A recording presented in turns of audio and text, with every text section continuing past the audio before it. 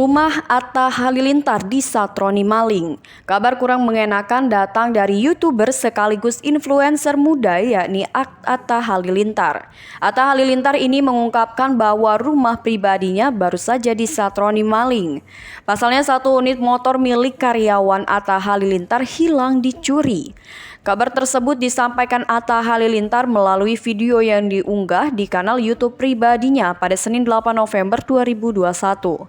Dalam video tersebut, Atta Halilintar didampingi Aurel Hermansyah dan salah satu karyawan yang menjelaskan kronologi pencurian yang terekam oleh CCTV di rumahnya. Atta Halilintar mengaku heran rumahnya bisa kecolongan dimasuki oleh maling. Padahal Atta menyebut rumahnya dijaga ketat oleh security. Atta Halilintar pun merasa tak terima karena pencuri tersebut telah mengambil satu unit motor milik karyawannya dan terjadi di rumahnya. Atta mengatakan bahwa kejadian kemalingan itu terjadi pada malam hari.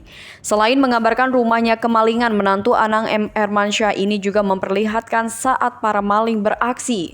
Hal itu diketahui melalui hasil rekaman CCTV yang ada di halaman rumahnya. Pelaku pencurian yang terekam dalam rekaman CCTV berjumlah 2 orang.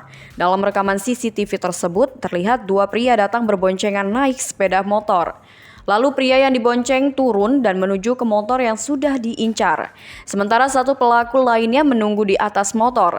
Sayangnya, plat nomor polisi di motor pelaku tidak terekam oleh CCTV. Lantaran situasi saat itu hujan sehingga menyebabkan rekaman kamera tidak jernih dan tidak fokus. Lebih lanjut, Atta mengatakan bahwa pelaku berusaha mengambil motor merek Scoopy. Terlihat dari rekaman CCTV, pelaku hanya butuh waktu 2 menit untuk mengambil motor karyawannya tersebut. Atta Halilintar pun berharap dari kejadian tersebut tak terulang lagi.